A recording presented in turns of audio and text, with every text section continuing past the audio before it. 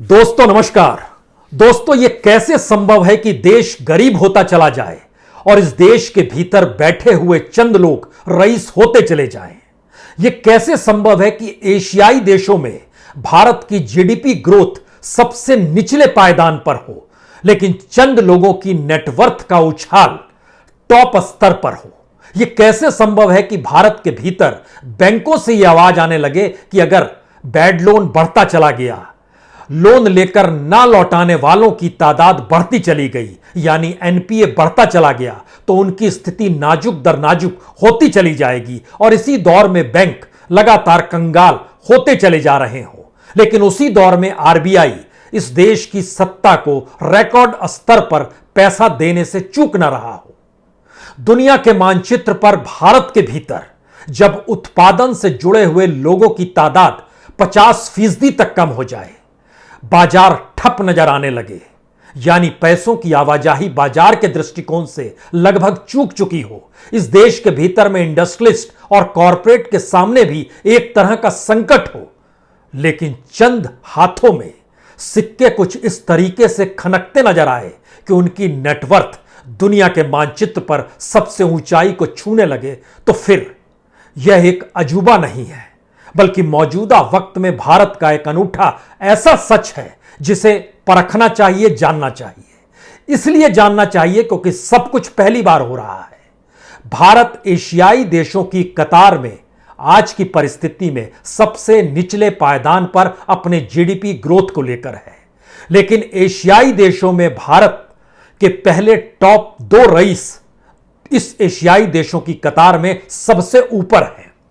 हमें लगता है कि आज एक एक परिस्थिति को परखने की जरूरत है, क्योंकि जीडीपी ग्रोथ एशियाई देशों में, जितने भी देश एशियाई देशों में इकोनॉमी की वजह से जाने जाते हैं, उसमें आप बांग्लादेश को लीजिए, उसमें आप म्यांमार को लीजिए, उसमें आप चीन को लीजिए, वियतनाम को लीजिए, भूटान को लीजिए, नेपाल को लीजिए, पाकिस्तान को लीजिए, इंडोनेशिया को लीजिए, साउथ कोरिया को लीजिए, श्रीलंका को लीजिए, मलेशिया को लीजिए, थाईलैंड को लीजिए और इंडिया को भी लीजिए और कल्पना शुरू कीजिए। इन तमाम देशों की कतार में 2020 में भारत की जीडीपी ग्रोथ -8.3 है, जो सबसे नीचे है। बांग्लादेश टॉप पर है 3.8% जीडीपी ग्रोथ के साथ, चीन 1.9% के साथ, वियतनाम 1.6% के साथ, पाकिस्तान 0.4% के साथ, इंडोनेशिया नेगेटिव में है लेकिन -1.5 है, श्रीलंका नेगेटिव में है लेकिन -4.6 है, थाईलैंड -7.1 है और भारत के नीचे इस ग्रोथ में एक ही देश है, वो है फिलीपींस, -8.3 और भारत है -8.0। अब यहां से सोचना शुरू कीजिए कि इस एशियाई देशों की कतार में आज की तारीख में जब ब्लूमबर्ग बिलियनियर इंडेक्स जारी होता है तो वो जानकारी देता है कि भारत के 2 रईस टॉप पर हैं। मुकेश अंबानी यानी रिलायंस, यह पहले से टॉप पर थे, लेकिन अब एक दूसरा नाम जुड़ गया है जो दूसरे नंबर पर है, वो है अडानी का नाम। यानी जिस दौर में भारत की जीडीपी नीचे, भारत की इकोनॉमी डामाडोल, भारत की अर्थव्यवस्था इतनी नाजुक कि सरकार को पैसा आरबीआई से चाहिए, तो उसने 2018 में विमल जलान की एक कमेटी बनाकर एक ऐसी परिस्थितियों को पैदा कर दिया कि आरबीआई इससे पहले किसी भी सरकार को जो डिविडेंड देती थी वो 50,000 करोड़ से ज्यादा नहीं देती थी। लेकिन उसके बाद इस कमेटी ने कहा कि क्यों नहीं दे सकती है, तो उसने असीमित तौर पर सरकार को पैसा देने के रास्ते खोल दिए और बीते 2015 से लेकर 2021 तक 5,44,732 करोड़ रुपए आरबीआई ने सरकार को दिए और इस बार जो पैसा दिया जा रहा है वह है 99,122 करोड़। आपके जहन में तुरंत सवाल आना चाहिए कि मनमोहन सिंह के दौर में अगर इन्हीं 7 सालों में 2015 से लेकर 2021 तक अगर इन 7 सालों को मनमोहन सिंह के दौर को ले जाएं तो उस समय मनमोहन सिंह सरकार को कितना पैसा आरबीआई ने दिया था? जी, उस समय तकरीबन 1.5 लाख करोड़ रुपया आरबीआई ने 7 साल में मनमोहन सरकार को दिया था। उस समय कुछ नियम कायदे थे, इससे ज्यादा नहीं दिया जा सकता है। मसलन 2010-11 में 15,000 करोड़ रुपए, जो कि एक बार छलांग लगा के 11,000 से छलांग लगाकर 15,000 तक पहुंचे थे। 2011-12 में भी 15,000 करोड़ रुपए दिए गए। 2013 में ये 33,000 करोड़ तक हो गए। 2014 में 52,000 करोड़ तक हो गए। लेकिन जब नियम कायदे बदले तो आरबीआई ने 2019 में मोदी सरकार को 1,76,000 करोड़ एक साथ दिया और इस बार 99,000 करोड़ रुपए।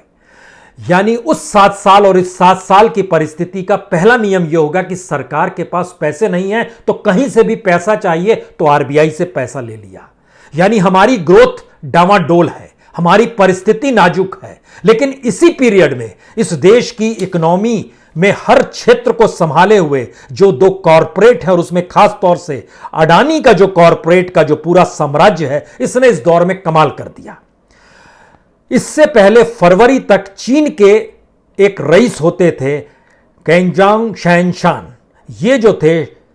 इनकी जो पूरी रईसी थी, इनको फरवरी में मुकेश अंबानी ने पीछे छोड़ा और अब अडानी ने पीछे छोड़ दिया है। आज की तारीख में अंबानी इसका जो साम्राज्य है, जो इनकी नेटवर्थ है, इनका जो पैसा है, वह टॉप मोस्ट पर है और एशिया में ये नंबर 1 है, तकरीबन 5,57,000 करोड़। दूसरे नंबर पर अडानी है जो कि 4,63,000 करोड़, यह इनकी नेटवर्थ हो गई है। और तीसरे नंबर पर चीन के हैं जिनका हमने जिक्र किया, जो कि फरवरी तक टॉप पर होते थे। यह है 4,63,000 करोड़, यानी तकरीबन 20,000 करोड़ नीचे हैं अडानी के भी। इतनी बड़ी कमाई के हिस्से में सिर्फ 1 साल के भीतर में अडानी की कमाई हुई, जिस दौर में भारत की इकोनॉमी एशियाई देशों में सबसे नीचे चली गई और पर कैपिटा इनकम बांग्लादेश से भी नीचे हो गई। बांग्लादेश पर कैपिटा इनकम के साथ आज की तारीख में $2,227 के साथ है, यानी रुपए में कन्वर्ट कीजिएगा तो यह 1,62,371 रुपए बनते हैं। और भारत की स्थिति तकरीबन 20,419 रुपए कम की है और भारत का पर कैपिटा है $1,947, यानी 1,41,956 रुपए। यह है भारत की स्थिति, यानी भारत की पर कैपिटा इनकम भी लगभग 20,419 रुपए बांग्लादेश से कम है। लेकिन भारत में जितनी असमानता है उतनी असमानता बांग्लादेश में नहीं है, क्योंकि जब हम आपसे जिक्र कर रहे हैं एशियाई देशों में भी भारत अगर अपनी ग्रोथ को लेकर सबसे नीचे खड़ा है, तो इसका मतलब यह है कि भारत की प्रति व्यक्ति आय जो हम लोग टोटलिटी में जीडीपी के हिसाब से बांटते हैं, उसमें चंद हथेलियों में खूब पूंजी है। और यह पूंजी कैसे किस रूप में बढ़ती चली गई, यह इससे भी समझिए कि अडानी के 6 कंपनियां, Adani enterprises, Adani green, Adani total gas, Adani power, Adani gas, Adani transmission, यानी बंदरगाह अडानी के पास, हवाई अड्डे अडानी के पास, रेल अडानी के पास, बिजली अडानी के पास, गैस अडानी के पास, ट्रांसमिशन अडानी के पास, और इन परिस्थितियों में दुनिया भर के कई इलाकों में माइंस भी अडानी ग्रुप के पास है। और इसीलिए उनकी ताकत आज की तारीख में ऐसी बन गई है जो आज नहीं कल अंबानीज को भी पीछे छोड़ देगी। यहां पर एक सवाल किसी के जहन में भी आएगा कि जिस 1 बरस में कितनी कमाई हो गई, जिनसे इस 1 बरस में आपको जानकर हैरत होगी, तकरीबन $33.8 बिलियन की कमाई इस 1 बरस में हुई है। इसको अगर रुपए में कन्वर्ट कीजिएगा तो 2,40,000 करोड़ की कमाई। भारत की इकोनॉमी डामाडोल, जैसे ही हम बोलते हैं हम अडानी पर आए, उससे पहले हम आपको भारत की एक परिस्थिति से परिचित करा दें, क्योंकि भारत के भीतर इंडस्ट्रियलिस्टों और कॉरपोरेट की स्थिति कोई अच्छी नहीं है। इस दौर में जितने भी प्राइवेट सेक्टर के इन्वेस्टमेंट को लेकर नए प्रोजेक्ट हैं, पहली बार है बीते 15-17 सालों में सबसे कम पैसा प्राइवेट सेक्टर ने नए प्रोजेक्ट्स पर लगाया है, जो कि 5,18,000 करोड़ है। 2005 में इससे पहले सबसे कम पैसा प्राइवेट सेक्टर ने लगाया था इन्वेस्टमेंट को लेकर, वो था 5,63,000 करोड़। यानी 2005 की स्थिति से भी बुरी स्थिति में इस देश के भीतर के इंडस्ट्रियलिस्ट और कॉर्पोरेट्स भोग रहे हैं। लेकिन जैसे ही जिक्र अडानी जी का होगा, कमाल की बात हो जाएगी। और वो चीजें इसलिए फैलती चली जाएंगी क्योंकि 2014 में जब इस देश के प्रधानमंत्री नरेंद्र मोदी नहीं बने थे, उस वक्त अडानी की जो नेटवर्थ थी वो सिर्फ 51,000 करोड़ की थी। आज वो बढ़ते बढ़ते बढ़ते बढ़ते 4,84,000 करोड़ की हो गई। कमाल की ग्रोथ है। यह ग्रोथ अगर अंबानी के साथ जोड़िएगा तो अंबानी की 2014 में जो नेटवर्थ थी वह तकरीबन $23 बिलियन की थी। $23 बिलियन से बढ़कर वो $76 बिलियन पर आए, जबकि $7 बिलियन से बढ़कर अडानी वो पहुंच गए $66 बिलियन पे। यह रफ्तार है, और इस रफ्तार के भीतर में इस देश की इकोनॉमी का जिक्र जैसे ही हम आपसे करना शुरू करेंगे तो आपको यह जानना चाहिए कि भारत के प्राइवेट सेक्टर्स ने अगर नए प्रोजेक्ट में सबसे कम पैसा लगाया है तो इसकी दूसरी स्थिति यह है मैन्युफैक्चरिंग सेक्टर में 2016-17 में मोदी सरकार ने कुछ नई पॉलिसीज शुरू की। 2016-17 में भारत के जो कामगार काम करते थे मैन्युफैक्चरिंग सेक्टर में उनकी संख्या थी 5,10,00,000। 2016-17 में भारत के डिमोनेटाइजेशन के बाद और फिर जीएसटी को लेकर जो भी इकोनॉमी को लेकर एक रिफॉर्म की बात प्राइम मिनिस्टर मोदी ने जो की, उस समय 5,01,00,000 लोग काम करते थे। आज की तारीख में काम करने वालों की संख्या 2,73,00,000 है, यानी लगभग 2,40,00,000 लोगों की नौकरी इस दौर में चली गई, सिर्फ मैन्युफैक्चरिंग सेक्टर में। और अगर आप रियल एस्टेट कंस्ट्रक्शन का जैसे ही जिक्र करेंगे और भारत की इकोनॉमी के पन्नों को पलटना शुरू करेंगे तो फिर आपको याद होगा कि 2004 से लेकर 2011 तक भारत के भीतर में जो रियल एस्टेट की जो ग्रोथ थी, जो कंस्ट्रक्शन की ग्रोथ थी, वो कमाल की ग्रोथ थी, और उसने पूरी भारतीय इकोनॉमी को मजबूत कर दिया, रोजगार दे दिया। कमाई इस देश के भीतर हो रही थी, लोग बैंकों से लोन लेते थे, चुकाते थे, घर खरीदते थे, गाड़ी खरीदते थे। लेकिन रियल एस्टेट और कंस्ट्रक्शन के सेक्टर में 2016-17 में यानी मोदी गवर्नमेंट आ गई थी, रेरा तब तक नहीं बना था, या जो भी नियम कायदे रिफॉर्म को लेकर जो भी सोचिए, उस समय लगभग 6,90,00,000 लोग रियल एस्टेट और कंस्ट्रक्शन से 2016-17 में जुड़े थे। आज की तारीख में उनकी संख्या 5,37,00,000 हो गई, यानी लगभग 2.5 से 3 करोड़ लोग वहां पर भी कम हो गए। और इस कमी के साथ सीधे सीधे अगर हिसाब कीजिएगा तो 1,60,00,000 लोगों की नौकरी सीधे गई, और बाकी 2.5 से 3 करोड़ जो कि सीधे पेमेंट पे नहीं जुड़े रहते हैं बल्कि दिहाड़ी पे रहते हैं या बाकी परिस्थितियों से जुड़ते हैं, वह 2.5 से 3 करोड़ की नौकरी अलग से गई। लेकिन इस देश के भीतर के चंद लोगों ने किस रूप में इस देश की सारी परिस्थितियों पर कब्जा कर लिया, ये कहें या कहें उन्होंने अपने व्यापार को फैला लिया, क्योंकि जो भी भारत के भीतर में पब्लिक सेक्टर था उसी ने इस दौर में सब कुछ प्राइवेट सेक्टर को देना शुरू किया। और यह सवाल इस देश में बार बार उभरता रहा कि सरकार जिम्मेदारी नहीं लेना चाहती है या चलाना नहीं जानती है, और प्राइवेट सेक्टर को जब बेच रही है तो औने पौने दाम में बेच रही है। लेकिन जब परखना शुरू किया गया तो इस देश के सारे बंदरगाह धीरे धीरे अडानी के हवाले, इस देश के हवाई अड्डे जो बिकने शुरू हुए वो अडानी के हवाले, इस देश में रेल सेक्टर भी उसकी भी बिड अडानी ही लगा रहे हैं, बिजली संयंत्र जो लग रहे हैं, जो गैस के संयंत्र रख रहे हैं, जो ट्रांसमिशन है, और तो और जो एग्रीकल्चर रिफॉर्म में भी जो गोडाउन्स बन रहे हैं, अलग अलग राज्यों ने सीधे अडानी की कंपनियों से, जो उनकी जो कंपनी है अडानी ग्रीन, उसके जरिए जो भी समझौता, जिस रूप में भी समझौता हुआ है अलग अलग कंपनियों के मार्फत, वह भी राज्यों ने अपने तौर पर करना शुरू कर दिया। मध्य प्रदेश उसमें नंबर 1 पर है, सीधे उस कंपनी से उन्होंने किया, एफसीआई की कोई जरूरत नहीं है। यानी ध्यान दीजिए, तो किसी भी देश की जो बेसिक चीजें होती है, बेसिक लाइन होती है किसी भी देश के इंफ्रास्ट्रक्चर की, आज की तारीख में वो अडानी के पास शिफ्ट हो चली है,